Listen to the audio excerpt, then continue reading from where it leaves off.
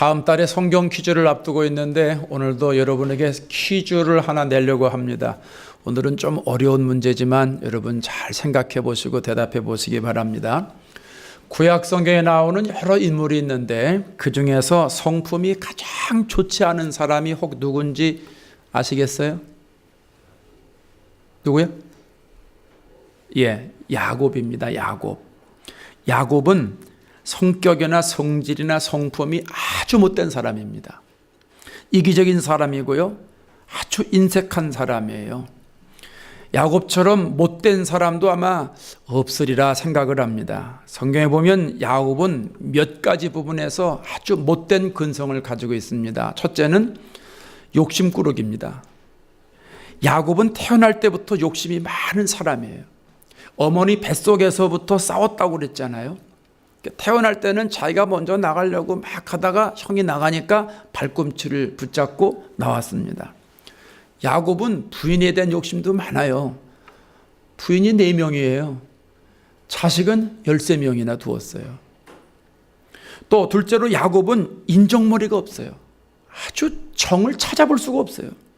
형이 사냥을 나갔다가 돌아온 때에 야곱이가 죽을 쓰고 있었다고 그랬잖아요, 성경에.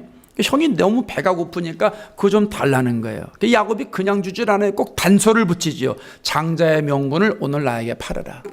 그럼 내가 주겠다는 거예요. 물론 장자의 명분 중요하지만 지금 형이잖아요, 형. 형이 배고프다고 와가지고 좀 달라고 그러는데 그냥 그 한 그릇 주면 좀 어때요? 형인데. 근데 안 그렇잖아요. 장자의 명분을 내게 팔으면 내가 먹을 주겠다. 형하고 딜을 하는 거지요. 거래하는 사람이 됐어요. 아주 못된 사람이에요. 셋째는 야곱은 거짓말의 천재입니다. 아버지가 연세가 많으니까 언제 죽을지 모르니까 큰아들을 불러다가 너 들에 나가서 내가 좋아하는 음식 있지 않니? 그 사냥해다가 별미를 만들어 갖고 와라. 내가 그거 먹고 너에게 축복을 해줄게. 그 시대는 아버지가 축복권을 가지고 있기 때문에 자식에게 축복을 하면 그대로 됩니다. 축복권이 엄청난 거죠. 이 소리를 야곱의 어머니가 듣고 요리를 합니다. 그러고선 야곱의 손에 들려줘서 아버지 갖다 드려라. 남편의 입맛을 잘 아니까 얼마나 맛있게 만들었어요. 그래서 야곱이 어머니가 해준 음식을 들고 들어갑니다. 또 야곱은 매끈하지만 에서는 좀 털복숭이 같아요. 그러니까 형의 행색을 하는 거죠. 형의 옷을 입고 염소 가죽으로 손과 이 목에 이렇게 두르고 변장을 하고 들어갑니다. 아버지가 조금 이상하잖아요. 그래서 음성은 야곱의 음성이나 손은 에서의 손이로다. 이 아버지가 앞을 못 보니까 이렇게 얘기를 하는 거예요. 그때도 야곱이 꿈쩍 안 해요. 그러니까 아버지가 나중에 또 묻죠. 내가 진짜로 내 아들 에서냐? 양심의 가책을 받지 않고 뭐라고 그래요? 그럼요, 아버지. 제가 아버지 아들 에서예요. 야곱은요, 형이 받아야 할 장자의 축복을 자기가 가로챘습니다. 거짓말로 축복을 도둑질한 사람이라는 말씀입니다. 셋째는 야곱은 자식 관리를 잘못했어요. 장자인 루벤이 간음죄를 짓잖아요. 딸 디나는 자기 혼자 나갔다가 강간을 당합니다. 시므온은 살인죄를 저지릅니다. 한두 사람이 아닙니다. 그 성읍에, 세겜의 성읍에 있는 모든 남자들을 전부 죽입니다. 야곱은 자식들 때문에 가문이 지금 망할 지경이 됐습니다. 자식을 철저하게 신앙교육을 시키지 못했다는 거예요. 성경을 보면 야곱이 남을 위해서 의로운 일을 했다, 좋은 면이 이런 거 있다, 이런 말이 하나도 없어요. 아브라함은 집을 떠날 때, 갈대아 우르를 떠날 때 하나님 말씀에 순종해서 갔지만 이 야곱은 자기가 잘못해서 도망간 거거든요. 죄를 짓고 살려고 도망간 거예요. 야곱은 성질이 아주 못된 사람입니다. 아주 못된 사람이에요. 그런데 성경을 가만히 보면요, 구약 성경에서, 아니 성경 전체에서 야곱처럼 복을 받은 사람이 없어요. 여러분, 야곱이 어떤 복을 받았는 줄 아세요? 한번 볼까요? 첫째는 하나님이 제일 사랑하는 사람이 됐어요. 말라기 1장 2절 3절에서 내가 야곱은 사랑하였고 에서는 미워하였다 그래요. 말라기는 구약성경 제일 마지막인데 성경 구약성경을 끝내면서 총 정리하면서 하나님이 내가 야곱을 사랑했다고 그러는 거예요. 야곱을 얼마나 사랑했는지 알 수 있잖아요. 자식이 부모의 사랑을 받는 것이 최고의 축복이듯이 성도가 하나님의 사랑받는 게 최고의 축복이지 않습니까? 이 야곱이 하나님의 사랑을 받았다는 거죠. 둘째는 야곱의 이름이 이스라엘로 바뀝니다. 35장 10절에 가면 내 이름이 야곱이지만은 내 이름을 다시는 야곱이라 부르지 않겠고 이스라엘이 내 이름이 되리라 그랬어요. 제가 수원 사람인데요. 수원에 가면 박지성로가 있어요. 저 삼성전자 앞에 길 이름이 박지성로예요. 여러분 박지성 선수 잘 알잖아요. 우리나라가 낳은 세계적인 축구 스타. 그 정도면 잘하는 겁니다. 예. 아이토벤인가요? 거기 가서 하나요? 예, 그 선수 축구를 잘하니까, 너무 잘하니까 한 사람의 이름으로 도로 이름을 만드는 거예요. 여러분 이것도 귀한 일인데 한 사람의 이름이 한 나라의 이름이 됐다는 게 이게 얼마나 귀한 축복입니까? 엄청난 축복입니다. 셋째로 야곱의 자녀가 12지파가 됩니다. 야곱이 10아들과 손주 2명으로 구성돼 가지고 12지파가 되잖아요. 이 12는 이스라엘 민족의 그 아주 기본이 되는 구성 요인이 됩니다. 그러니까 성경에 보시면 12라는 숫자가 많이 나오잖아요.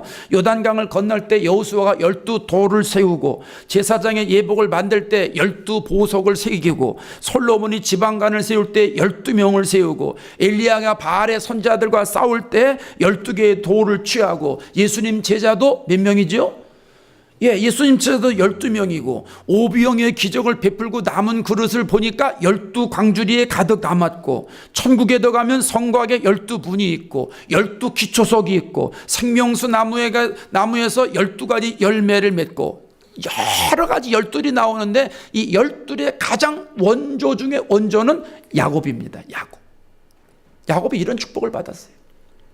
네 번째로 야곱은 구약에서 가장 큰 축복을 받았어요. 야곱이 형 에서에 쫓겨서 외삼촌으로 가지 않습니까? 20년을 삽니다. 근데 14년 동안 한 푼도 못 받아요.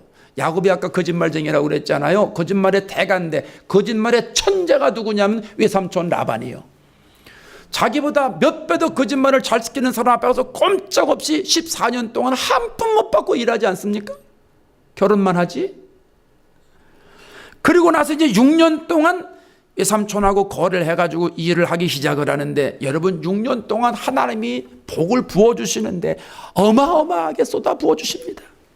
창세기 30장 43절에 가면 그 사람이 심히 풍부하여 그 사람이 야곱입니다. 야곱이 심히 풍부하여 양떼와 노비와 약떼와 나귀가 많았다고 했는데 원어에서 이 심히 풍부했다는 말은요 심히 크게 터졌다는 거예요. 그러니까 아주 크게 터질 만큼 터졌다는 거예요. 우리나라 말 좋은 말이 있어요. 요새 나온 말 중에 대박 터진 겁니다. 대박. 야곱이 6년 동안 대박을 터뜨린 겁니다. 어마어마한 부자가 됐어요. 성경에 거부가 됐다고 그랬거든요. 이사야 58장에 가면 주일을 지키는 사람들에게 복을 약속해 주시죠. 주일은 즐거운 날이고 존귀한 날이라고 생각하고 주일 지키는 사람은 즐거움의 복을 주신다고 그랬어요. 심령의 복을 주시는 거죠. 땅에 높은 것을 올린다고 그랬어요. 명예의 복을 주신다는 거죠. 그 다음에 뭐라고 그러는지 아세요? 야곱의 기업으로 기르리라. 야곱의 유산을 먹고 살도록 하겠다. 물질의 복을 주시겠다는 거예요. 하나님이 야곱에게 어마어마한 물질의 복을 주셨어요. 여러분 야곱은 인간적으로 너무나 약점이 많고 결함이 많은 사람이에요. 욕심꾸러기, 인정머리가 없어요. 거짓말의 천재예요. 자식 관리도 못했어요. 문제가 너무너무 많은 사람이에요. 그런데 하나님은 야곱에게 또 어마어마한 복을 주셨다는 거예요. 복을 받을 그릇이 되지 못하는데 하나님은 장대비가 쏟아지고 같은 엄청난 복을 야곱과 야곱 자손에게 부어주셨다는 사실입니다. 야곱이 이러한 복을 받을 수 있었던 원인이 어디 있을까요? 이유가 어디 있는 줄 아세요? 예배에 있습니다. 예배에. 야곱은 예배를 성공시킨 사람이에요. 야곱은 하나님이 가장 좋아하시는 예배 때문에 그 예배를 성공시키고 하나님의 복을 마음껏 받은 주인공이 되었습니다. 야곱은 예배 일생이었어요. 태어나서 죽을 때까지 예배로 살았던 사람인데, 오늘 저와 여러분이 오늘 메시지를 잘 들으시고 야곱의 예배 일생을 통해서 하나님의 복이 우리에게 충만해지길 바랍니다. 우리도 예배 일생으로 살아서 야곱의 유산을 기업으로 먹고 사는 축복을 마음껏 누리시기를 바랍니다. 야곱의 예배 일생은 성경에 크게 세 가지로 요약이 됩니다. 세 가지. 첫째는 야곱은 시작할 때부터 예배를 드렸어요. 시작할 때부터. 창세기 25장 27절에 그 아이들이 장성함에 에서는 익숙한 사냥꾼이었으므로 들사람이 되고 야곱은 조용한 사람이었으므로 장막에 거주했다고 그러죠. 야곱이 태어나고 야곱에 대한 기사를 공식적으로 기록하는데 무엇부터 기록하냐 하면 장막에 거주했다, 이렇게 말합니다. 장막. 장막은 언어로 오헬이라고 하는 말인데 구약 성경에서는 회막, 성막을 사용할 때 동일한 언어를 씁니다. 출애굽기 29장 42절에 가면 너희가 대대로 여호와의 회막 앞에서 늘 드릴 번제라 할 때에 이게 회막이 이 야곱이 얘기했던, 야곱이 살았던 장막과 똑같은 말입니다. 민수기 9장 15절에 성막을 세운 날에 구름이 성막 위 증거의 성막을 덮었다고 그러는데 증거의 성막이 바로 또 장막에 거주하니 그 장막과 언어가 똑같습니다.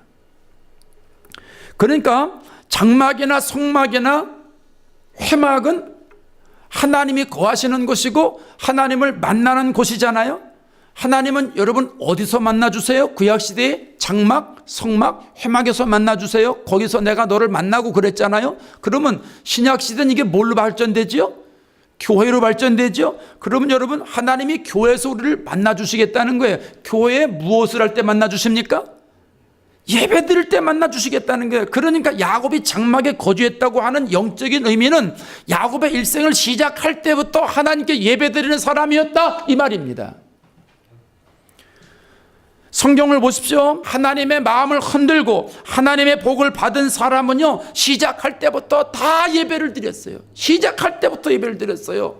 노아 홍수 시대에 홍수 이후에 세상이 다 멸망하잖아요. 노아가 방주에서 나와서 제일 먼저 한 일이 뭐예요? 예배예요. 예배. 제단 쌓은 거예요. 창세기 8장 20절에 노아가 여호와의 제단을 쌓고, 아브라함이 하나님의 부름을 받고 새 출발하면서 제일 먼저 한 일이 뭐예요? 예배예요. 예배. 그곳에 제단을 쌓고, 이런 표현이 많이 나와요.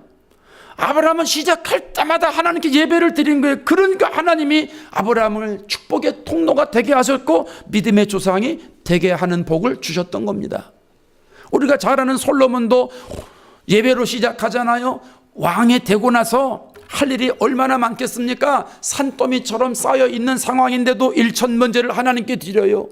그러니까 하나님이 지혜를 주시고 총명을 주시고 부귀를 주시고 영광을 주시고 솔로몬의 버금가는 왕이 없을 정도로 만들어 주시잖아요. 감당할 수 없는 복을 허락해 주십니다. 시작 때부터 예배를 드리니까 하나님이 이러한 축복으로 역사해 주시더라는 말씀입니다. 우리나라 믿음의 선배들도 보면 예배로 시작했잖아요. 저도 어릴 때 보면은요, 우리 선배들이 얼마나 예배를 소중하게 여겼는지 몰라요. 어떤 일이 있어도 예배가 먼저예요. 예배보다 앞선 일이 없어요. 한 주간 시작할 때 예배부터 드리잖아요. 여러분 주일이 한 주간의 시작이에요. 이번 주 시작하는 거 오늘 여러분 잘 나오신 거예요. 예배부터 드리는 거잖아요. 우리 믿음의 선배들이 집을 지을 때도요, 예배부터 드렸어요. 다른 데 이사를 가면 먼저 예배부터 드렸어요.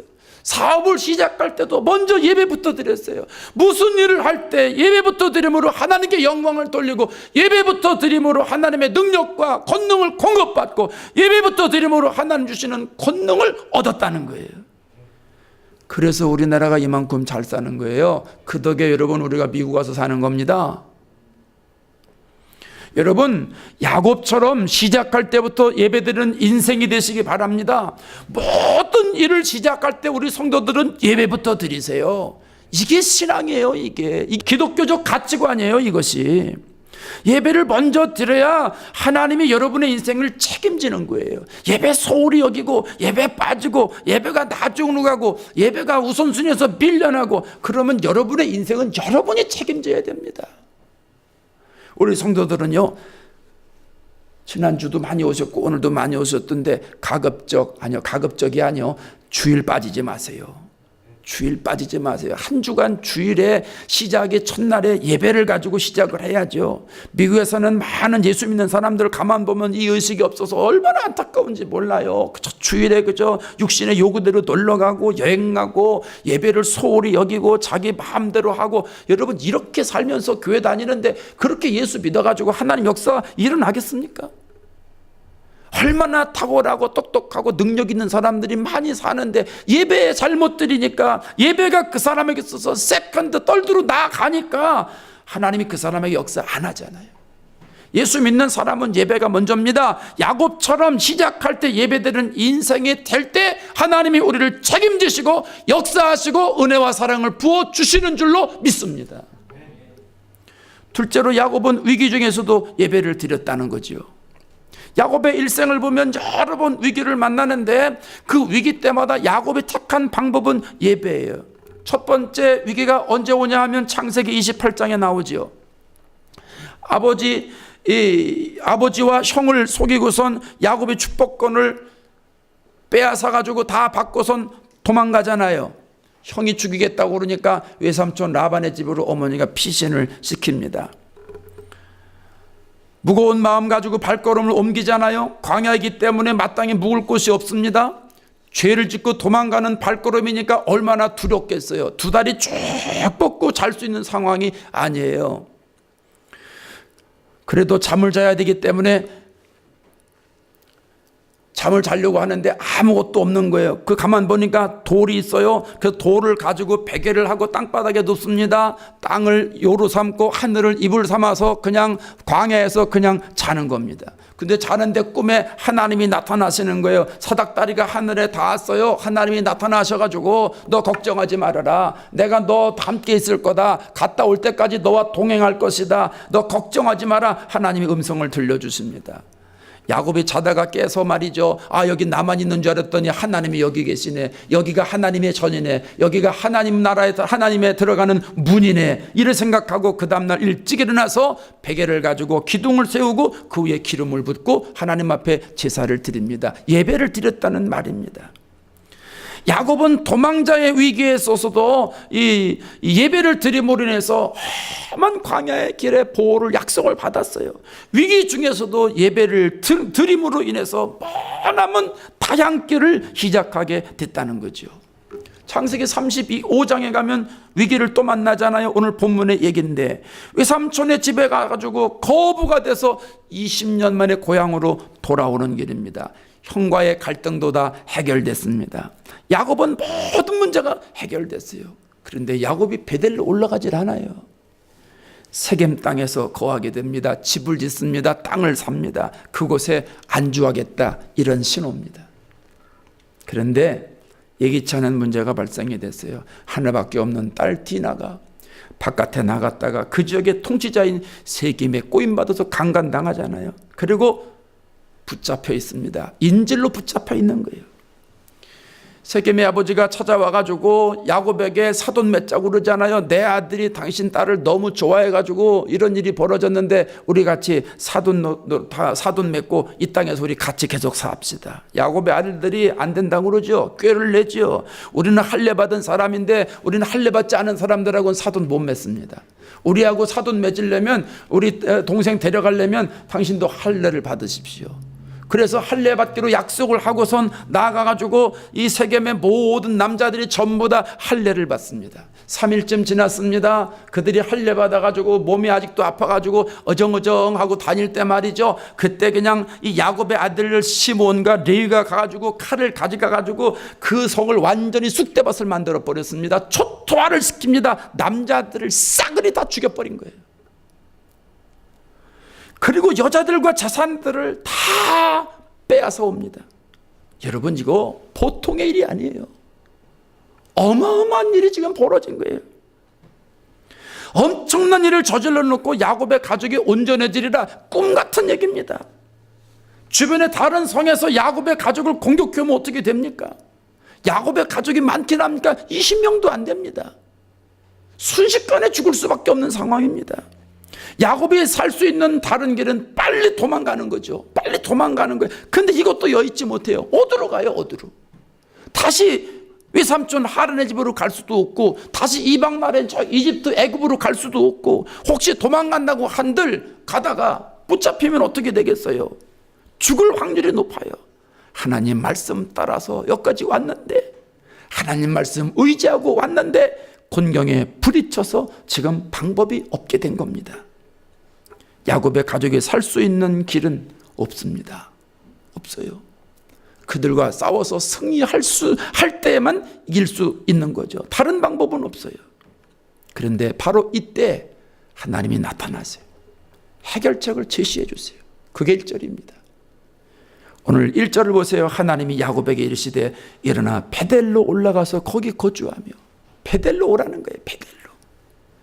내가 내 형 에서의 낯을 피하여 도망하던 때에 내가 나타났던 하나님께 거기서 제단을 쌓으라. 야곱이 살 수 있는 길이 뭐예요? 베델로 올라가는 거예요. 교회로 나오는 거예요. 제단을 쌓는 거예요. 예배를 드리는 거예요. 에서를 피해서 도망하다가 하나님을 만났던 그 베델로 올라가서 그 교회에 들어가서 그때 은혜 받았던 그 심정으로 하나님 만났던 그 감격을 가지고 그 자세를 가지고 하나님 앞에 제단을 쌓으라는 거예요. 예배를 드리라는 거예요. 여러분, 왜 하필이면 베델입니까? 하나님은 온 삼지사방에 다 계시고 천하만상을 다 지으시고 안 계신 곳이 없는데 그곳에서 예배드리면 안 됩니까? 지금 한시가 급한데 그 세겜 땅에서 예배드리면 안 되겠습니까? 하나님이 베델로 올라오라고 하시는 이유는 베델에서 야곱이가 살아계신 하나님을 만났기 때문이에요. 야곱의 신앙 고백이 베델이 있기 때문이에요. 하나님을 체험했잖아요. 이론적으로 학문적으로 아니에요. 남에게 들어서 아니에요. 내가 하나님을 만났잖아요. 사다리가 하늘에 닿아서 하나님이 와셔서 하나님이 내게 직접 하셨던 말씀이 있잖아요. 다시 말하면 내가 은혜 받았던 장소가 베델이라는 거예요. 성령 받았던 장소가 베델이라는 거예요. 내가 섬기는 제단, 은혜 받고 성령 충만한 제단, 거기가 베델이라는 거예요. 글로 오라는 거예요. 이게 하나님의 해법이에요. 야곱이 어떻게 반응합니까? 3절에 가면 우리가 일어나 베델로 올라가자. 내가 거기서 제단을 쌓으려 하노라.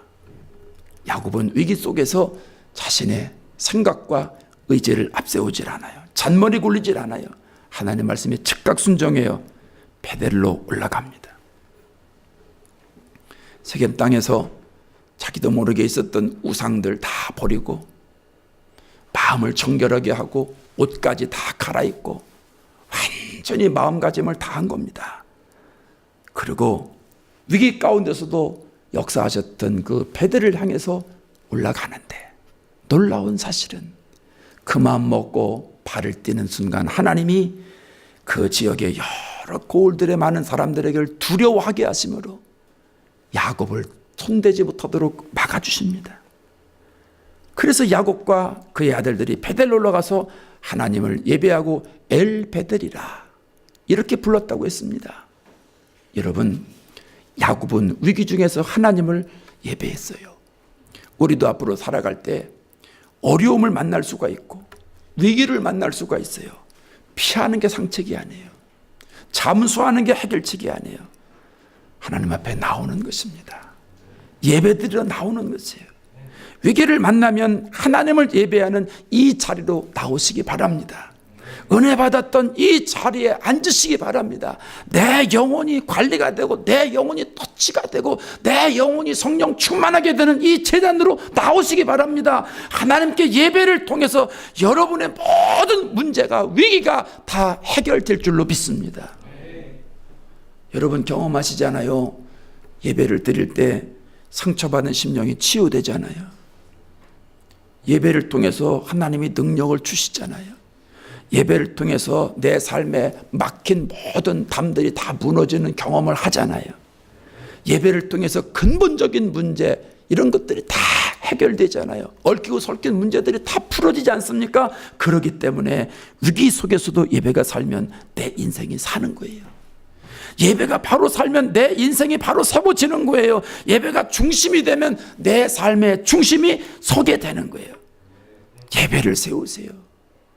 어떠한 위기가 와도, 어떤 고난이 와도, 어떤 눈물이 와도 예배를 드리세요. 이 제단에 나와서 예배를 세우셔서 야곱과 같은 은혜를 날마다 체험하실 수 있기를 바랍니다. 셋째로 야곱은 죽기 전까지 예배를 드렸어요. 히브리서 11장은 믿음으로 살았던 사람들의 얘기가 나오잖아요. 그 대표적인 사람들이 쫙 나오는데 야곱에 대해서 이렇게 기록을 해요. 히브리서 11장 21절에 믿음으로 야곱은 죽을 때에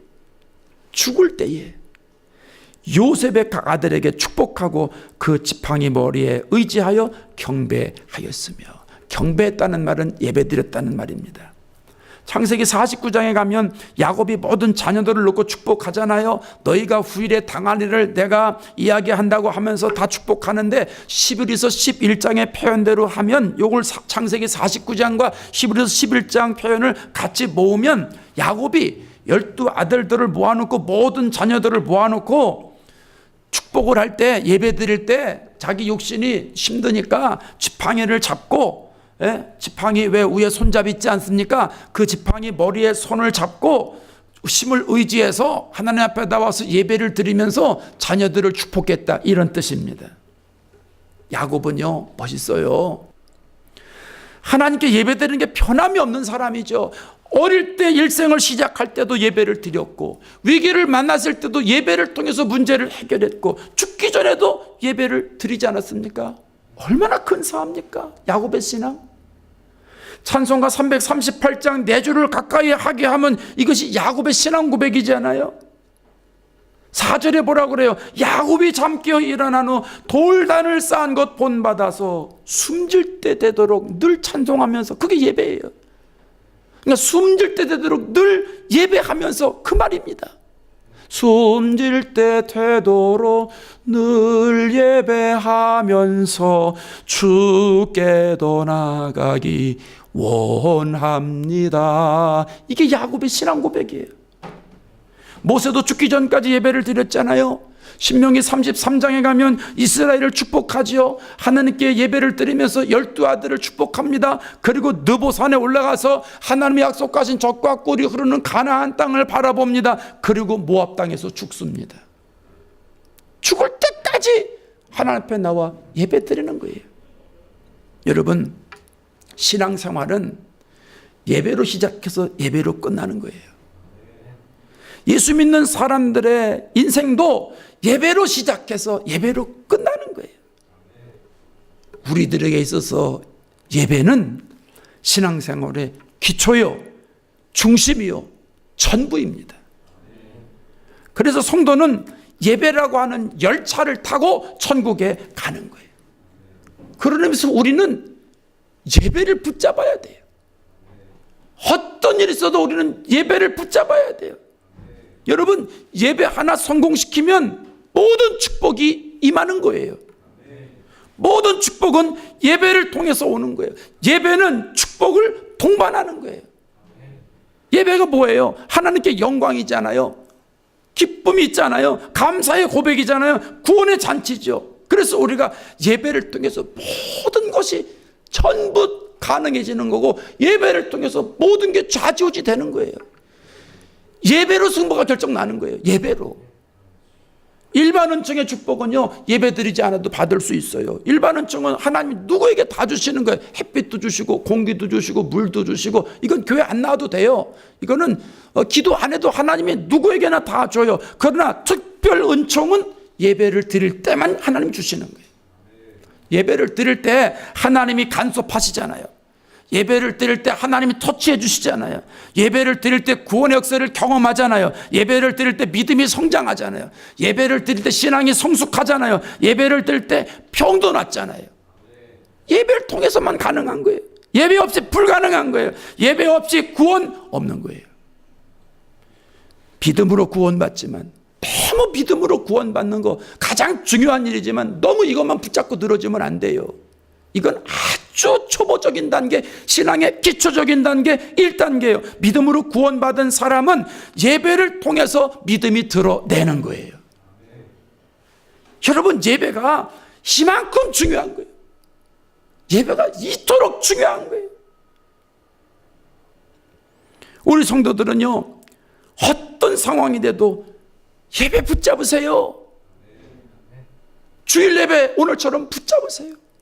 주일날 되면 다른 거 생각할 거 없어요. 예배 붙잡으세요. 붙잡으세요. 그 전에 우리 성도 하나가 5월 첫째 주에 아기를 낳아야 되는데 성가대를 하는데 예배 끝나고 보니까 집에 안 가고선 성가대 연습을 해요. 배는 이래가지고 출산일이 월요일인데 내일 출산일인데 오늘 성가대 연습을 하고 있어요. 너무 안쓰러워서 내가 물었어요. 아니 자매 이리 와봐. 아니 내일 병원에 가서 아기 낳을 사람이 내일 출산일인데 왜 성가대 연습을 하고 있어? 집에 가서 쉬지?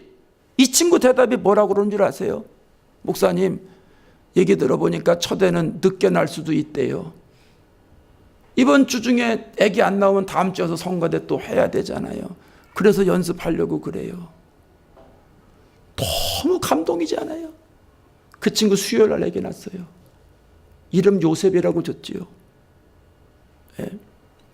그 다음 주에 와서 성가대를 못했지만 어떻게 될지 모르는 상황에서 어떻게 해서든지 예배만 붙잡아야 되겠다고 하는 그 신앙이 얼마나 감사해요. 얼마나 멋있어요. 여러분, 주일 예배 붙잡으세요. 금요 예배도 붙잡으세요. 금요 예배 중요한 거예요. 공적인 예배 여러분 붙잡으세요. 세상 살다 보면 정신이 산란할 때가 있죠. 너무 복잡해서 이걸 어떻게 해야 되나. 그때 여러분 다른 거 할 거 없어요. 예배 붙잡으시면 돼요. 예?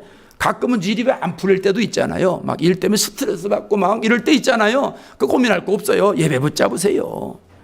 일이 할 땐 너무 많아.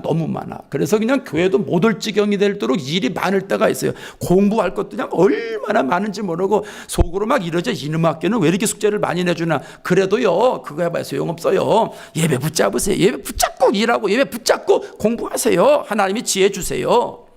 위기가 찾아와도 여러분 예배 붙잡으세요. 몸이 아파도 여러분 예배 붙잡아요. 감기 걸렸다고 교회 안 오고 그렇게 유치한 식의 신앙생활 하지 말아요. 아니 야곱은 죽기 전까지 지팡이 붙잡고 와서 예배 드렸는데 컬럭 하면서 와요. 전혀 안 돼요. 괜찮아요. 예?